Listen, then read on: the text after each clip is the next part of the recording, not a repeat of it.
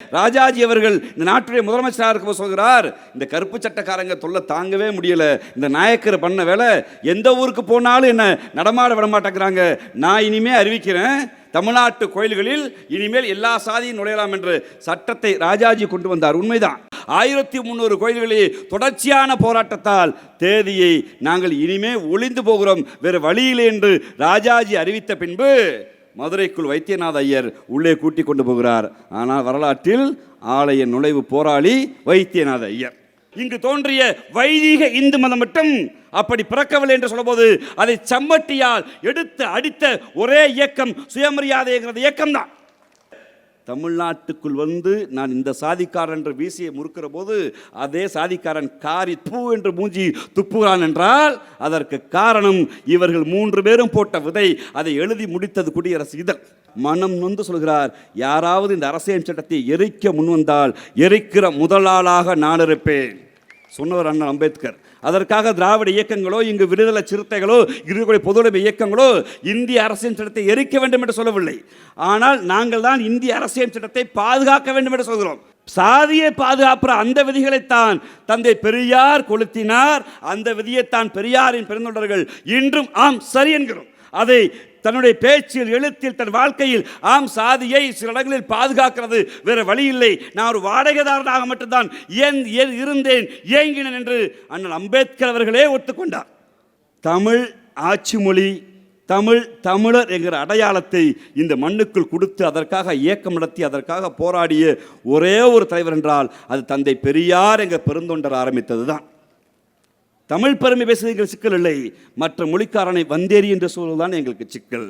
தமிழ் பெருமை பேசுவது சிக்கல் இல்லை, மற்ற மொழியெல்லாம் இது நீச பாஷை என்று ஆரியம் சொன்னதை மீண்டும் வாந்தி எடுத்தால் கருப்பு தடி மீண்டும் மீண்டும் அடிக்கும். உலகம் முழுக்க கடவுள் என்கிற தத்துவம் இல்லை கற்பிதங்களில் மனிதர்களை அவர்களின் பிறப்பு குறித்து வகைப்படுத்துகிற போது ஆண் பெண் என்று வகைப்படுத்திய போது இந்தியாவில் தோன்றிய தத்துவங்கள் மட்டும் கடவுளின் பிறப்பில் 5 வகை உண்டு என்று வகைப்படுத்திய போது அந்த பிறப்பின் அடிப்படையில் சாதி பார்த்து சாதியின் பெயரில் தீண்டாமை கொண்டு வந்து தீண்டாமையின் பெயரில் சுயமரியாதையை இழக்கச் செய்த போது இந்திய சமூகத்தில் எத்தனையோ புரட்சிகள் வந்தது. ஆனால் சுயமரியாதைக்கென்று ஒரு இயக்கத்தை ஆரம்பித்த தந்தை பெரியார் பேராசான் அவருடைய பிறந்த ஊரில் அந்த சுயமரியாதை இயக்கம் கண்ட 100ஆண்டு விழா கொண்டாடுகிற இந்த ஆண்டில் சுயமரியாதை இயக்கத்தின் 100ஆண்டு விழா பெருமரியாதைக்குரிய அண்ணன் ராமகிருஷ்ணன் அவர்கள் பேசுகிற போது மதுரை மீனாட்சி அம்மனுடைய கோயில் நுழைவு போராட்டத்தை குறிப்பிட்டு வாவேசுயருடைய பெயரையும் சொல்லி அந்த போராட்டத்தை தான் இதுவரை ஆலய நுழைவு போராட்டம் என்றால் போராட்டம் என்று இங்கு எழுதி கொண்டிருக்கிறார்கள் என்கிற குறிப்பை சொன்னார். அந்த போராட்டத்தில் பெருமரியாதைக்குரிய முத்துராமலிங்கனார் அவர்களும் வாவேசையர்களும் காங்கிரஸ் கட்சியை சேர்ந்த சில தோழர்களை அழைத்துக் கொண்டு மதுரை மீனாட்சி அம்மன் கோயிலுக்கு சென்றார்கள் என்பது எழுதப்பட்ட வரலாறு.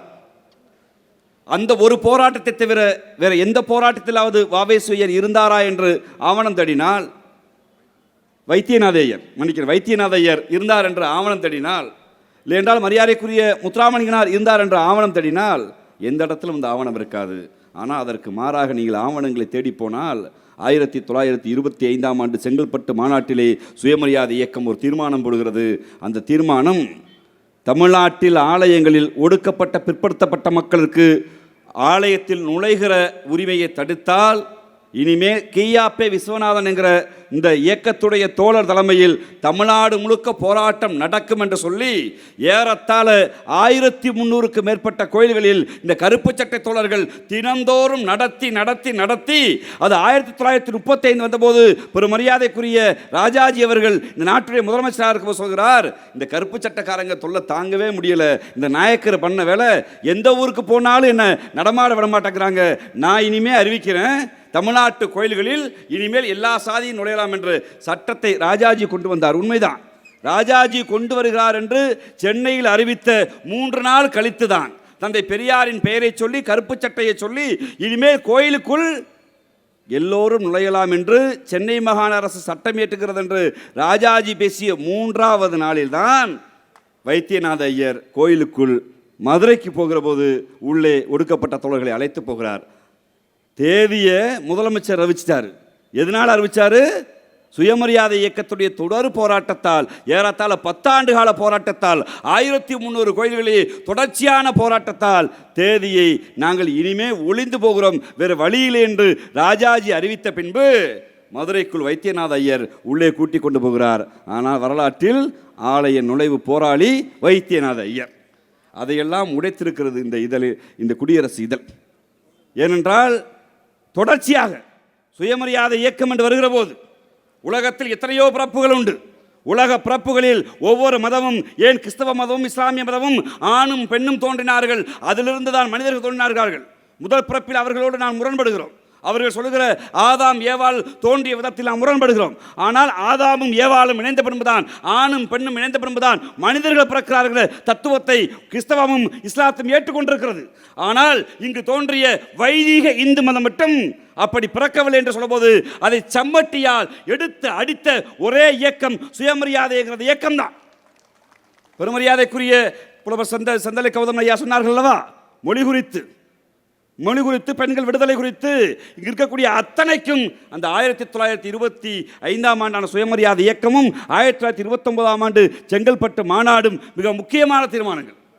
இன்றைய அரசியல் சூழலில் தந்தை பெரியார் என்கிற கிழவன் தோன்றாமல் இருந்தால் என்னவாக இருந்திருக்கும்? இவர் கேட்கிறார்கள், பீகாரில் தோன்றினாரா பெரியார்? தோன்றினாரா? உத்தரப்பிரதேசத்தில் பெரியார் தோன்றினாரா கேட்கிறார்கள். உத்தரப்பிரதேசத்திலும் பீகாரும் பெரியார் தோன்றவில்லை.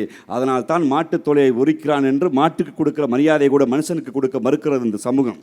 இங்கு பெரியார் தோன்றியதால் தான் என்னை பார்த்து மாடு என்று சொன்னால் அடுத்த நிமிடம் போடா என்று முட்டித் தள்ளுவதற்கு தைரியத்தை தமிழ்நாடு கொடுத்திருக்கிறது என்றால், தவறு செய்தவர் எந்த அரசாக இருந்தாலும் திருப்பி கேட்கிற கேள்வியை திமிரை இந்த சமூகத்தில் விதைத்திருக்கிறது என்றால், பெரியார் என்கிற அந்த பெருந்தகை ஒருவருடைய உழைப்பும் கருப்பு சட்டையை போட்டுக்கொண்டு தெரு தெருவாய் நடந்த தோழர்களுடைய உழைப்பும் தான் காரணம். இந்த இடம் முன்னால் தொங்குகிற இந்த கொடி, எத்தனையோ கொடிகள் வருகிறது. ஒவ்வொரு கட்சிகளும் அரசியல் கட்சி ஆரம்பிக்கிற போது அதற்கான விளக்கங்களை சொல்வார்கள். இப்போது அரசியல் கட்சிகள் விளக்கங்களை கொடி விளக்கம் சொல்லாமல் கட்சிகள் தோன்றுகிறது, பரவாயில்லை, அவர்கள் தோன்றட்டும். ஆனால் இந்த முன்பு தொங்குகிற அந்த கருப்பு சிவப்பு கொடி இருக்கிறது அல்லவா, குடியரசு இதழை வெளியிக்கிற போது தமிழ்நாட்டில் இருள் சூழ்ந்திருக்கிறது. சமூக விடுதலை, பொருளியல் விடுதலை, கல்வி விடுதலை, அரசியல் விடுதலை எல்லாத்திலும் தமிழர்கள் வாழ்வில் இருள் சூழ்ந்திருக்கிறது. அந்த இருட்டு என்கிறதுக்கு அடையாளமாக கருப்பை தந்தை பெரியார் அடையாளப்படுத்துகிறார். இதே குடியரசு தொடங்கிய பெரும் மரியாதைக்குரிய ஐயா EVKS அவர்கள் தற்போது குடியிருக்கிற அந்த வீட்டில் தான் அந்த விளக்கத்தை கொடுக்கிறார். கொடுத்து விட்டு இதன் மீது ஒரு புரட்சி நடத்தப்பட வேண்டும், தமிழ் சமூகத்தில் தொடர்ச்சியாக பிரச்சாரம் செய்ய வேண்டும், புரட்சியை நாம் முன்னெடுக்க வேண்டும்.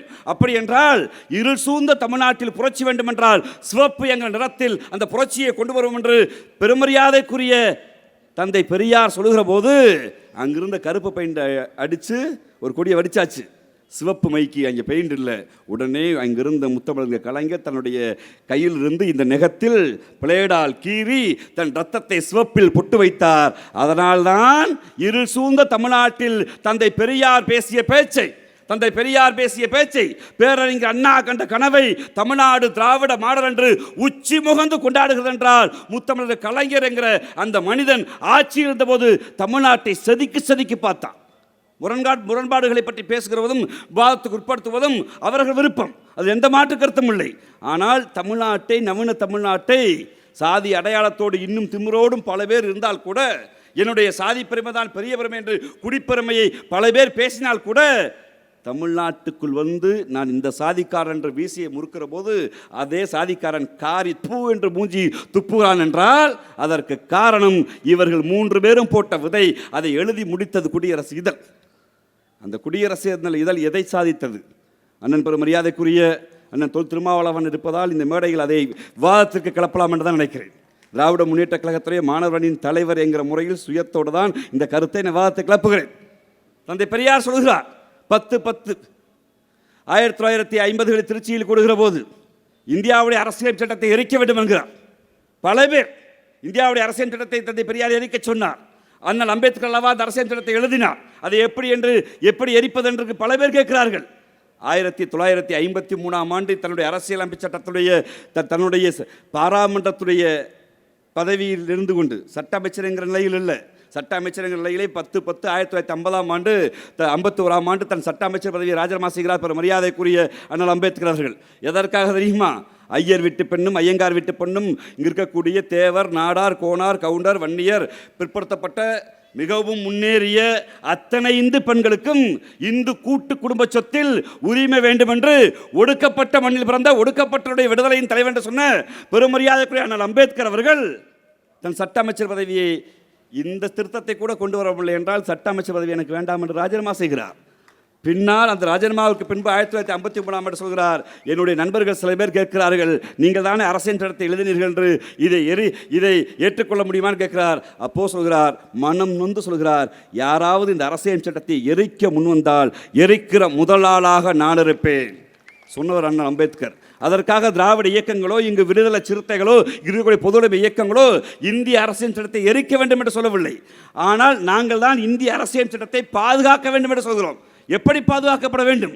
இந்திய அரசியல் சட்டம் ஒரு மதச்சார்பின்மையை கடைபிடிக்கிற சட்டமாக, இந்திய அரசியல் சட்டம் சோசியல் செக்குலரிசத்தை பாதுகாக்கிற சட்டமாக, இந்திய அரசியல் சட்டம் இடஒதுக்கீடை பாதுகாக்கிற சட்டமாக, இந்திய அரசியல் சட்டம் இந்திய மொழிகளை, இந்தியாவில் இருக்கக்கூடிய அத்தனை மொழிகளையும் பாதுகாக்கிற சட்டமாக திருத்தப்பட வேண்டும் என்கிற வாதத்தோடு தான் அண்ணல் அம்பேத்கருடைய நோக்கத்தை நிறைவேற்றப்பட வேண்டும் என்றுதான் நாங்கள் அதை பாதுகாக்க வேண்டும் என்கிற முழக்கத்தை, அரசியல் சட்டத்தை பாதுகாக்க வேண்டும் முழக்கத்தை பெருமரியாதைக்குரிய வளர்கிற இளந்தலைவர் ராகுல் காந்தி வைத்தபோது நாங்கள் ஆதரித்தோம். உடனே பெரியார் எரிக்க சொன்னாரேம்பாங்க.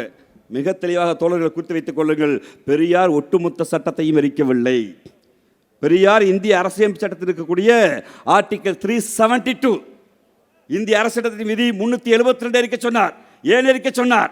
அந்த சட்டத்தில் அந்த சட்ட விதி சொல்கிறது, இந்திய பாராளுமன்றம் ஒரு சட்டத்தை இயற்றுகிற வரை, இந்தியாவுடைய சட்ட அதிகாரங்கள் கொண்ட சட்டமன்றங்கள் ஒரு சட்டத்தை இயற்றுகிற வரை இந்தியாவில் நடைமுறையில் இருக்கிற அத்தனை சட்டங்களும் செல்லும் என்று அந்த விதி சொன்னது.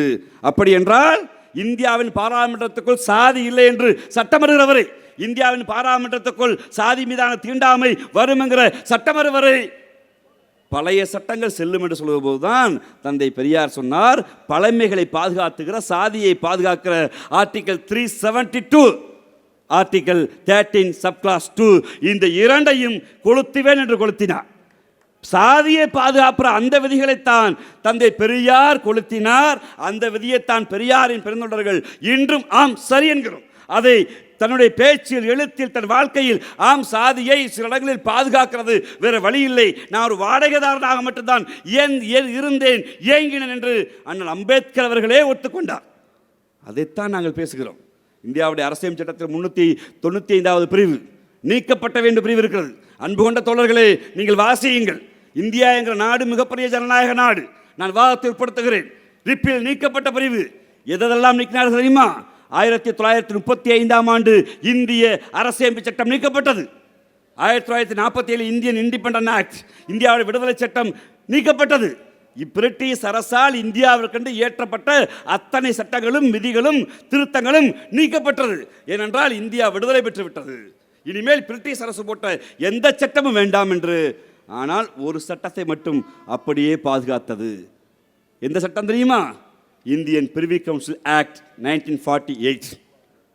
எல்லாத்தையும் நீக்கிட்டு இதை மட்டும் ஏன் வச்சிருக்கீங்கன்னு சொன்னபோது தான் இதையும் நீக்க வேண்டும் என்று குடியரசில் தந்தை பெரியார் கடிதம் எழுதுகிறார். தந்தை பெரியாரின் கடிதத்தை படித்துவிட்டு காஞ்சி சங்கராச்சாரியார், அன்றைய பெரியவர், அக்னிகோத்திர தாத்தாத்திரியை டெல்லிக்கு அனுப்புகிறார். நாயக்கன் வாட பிடிச்சிட்டான், இதை எப்படியாவது நீக்கிற போறாங்க, நீக்கிடக்கூடாதுன்னு போய் நீ சர்வவள்ளி ராதாகிருஷ்ணன் போய் சொல்லு, ராஜேந்திர பிரசாத் போய் சொல்லுன்னு அக்னிகோத்திர தாத்தாத்திரியை காஞ்சி சங்கராச்சாரியார் சொல்லி டெல்லிக்கு அனுப்புகிறார். ஏனென்றால் அந்த சட்டத்தில் ஒரு விதி இருந்தது. 1948 பிரிவி கவுன்சில் ஆக்ட் தான் முதல் முறையாக இந்தியாவில் இருக்கிற சனாதன தர்மம் செல்லும் என்கிற உத்தரவை அன்று போட்டிருந்தது. அதை பாதுகாத்ததால் இன்று வரை அரசமைப்பு சட்டம் பாதுகாக்கிறது. இதை கண்டுபிடித்த அரசியல் விஞ்ஞானி தந்தை பெரியார். அதனால்தான் அதை கொளுத்துவோம் என்று சொன்னார். இந்த முரண்பாடுகளோடு இந்தியாவுடைய அரசியமைப்பு சட்டம் மொழிவழி தேசியங்களுக்கு உரிமையும் வகுப்புவாரி பிரதிநிதித்துவமும் எங்களுடைய பேராசான் அண்ணா எழுதப்படாத அரசியல் சட்டத்தை தந்தை பேராசான் அறிஞர் அண்ணா சொன்னது போல் மாநில சுயாட்சி என்கிற கனவோடு இந்திய அரசியமைப்பு சட்டம் திருத்தப்பட வேண்டும். அதை அம்பேத்கர் பெயரில் புனிதப்படுத்தாதீர்கள் என்பதுதான் தந்தை பெரியாரின் மேடையில், குடியரசு விழாவின் மேடையில் என்று சொல்ல வேண்டிய கருத்தாக இருக்கிறது. தமிழுக்கு எதிரானவர் காட்டு மிராண்டி மொழி என்று தமிழை சொன்னார் என்று சொல்கிறார் அல்லவா? அதைத்தான் ஐயா செந்தலை கௌதமன் குறிப்பிட்டு போனார். அதை சொல்லித்தான் ஆக வேண்டும். தமிழ் ஆட்சி மொழி, தமிழர் என்கிற அடையாளத்தை இந்த மண்ணுக்குள் கொடுத்து அதற்காக இயக்கம் நடத்தி அதற்காக போராடிய ஒரே ஒரு தலைவர் என்றால் அது தந்தை பெரியார் என்கிற பெருந்தொண்டர் ஆரம்பித்தது தான். தன்னுடைய மாணவனாக இருந்த, தன்னுடைய இயக்கத்துடைய தோழனாக இருந்த பெரும் மரியாதைக்குரிய பாவேந்தர் பாரதிதாசனுடைய அந்த பாடலை இன்றைக்கு தமிழ்நாட்டில் ஆதிக்கமாம், நீங்கள் எல்லோரும் வாருங்கள் நாட்டினரே, தமிழுக்கு தீமை வந்த பின்னும் இந்த தேகம் இருந்துள்ள லாபம் உண்டோ, விந்த தமிழ் மொழி எங்கள் மொழி, அதை வீர தமிழ் மக்கள் ஆவி என்போம், இந்திக்கு சலி தந்துடுவார் அந்த ஈனரை காரி உமிழ்த்திடுவோம், எப்பக்கம் வந்து புகுந்துவிடும் இந்தி எத்தனை பட்டாளம் கூட்டி வரும் அற்பமன்பும் இந்திதனை அழித்தலைவும் ஆதிக்கந்தனை மாங்குயில் கூவிடும் பூஞ்சோலை எம்மை மாட்ட நினைக்கும் சிறைச்சாலை ஏங்க விடும் தமிழ் தாய்தனை இவ்வுயிர் உடலை விட்டு நீங்க வர என்று அந்த பெரியாரின் பிறந்தொன்றர்கள் தான் இந்தியை இந்த நாட்டுக்குள் திரிக்க விடாமல் தெருத்தருவாய் கொண்டு போய் சேர்த்தார்கள். அந்த விதைதான், அந்த வீரியமிக்க விதைதான் இன்றும் தமிழ்நாட்டு தெருக்களில் தமிழ் பெருமை பேச வைக்கிறது. தமிழ் பெருமை பேசுவது எங்களுக்கு சிக்கல் இல்லை. எந்த மொழி மீதான வெறுப்பு தான் எங்களுக்கு சிக்கல். தமிழ் பெருமை பேசுவது எங்களுக்கு சிக்கல் இல்லை. மற்ற மொழிக்காரனை வந்தேறி என்று சொல்வதுதான் எங்களுக்கு சிக்கல். தமிழ் பெருமை பேசுவது சிக்கல் இல்லை. மற்ற மொழியெல்லாம் இது நீச பாஷை என்று ஆரியம் சொன்னதை மீண்டும் வாந்தி எடுத்தால் கருப்பு தடி மீண்டும் மீண்டும் அடிக்கும். அந்த அடியை ஈரோட்டிலிருந்து தொடங்குவோம். வாய்ப்புக்கு நன்றி, வணக்கம்.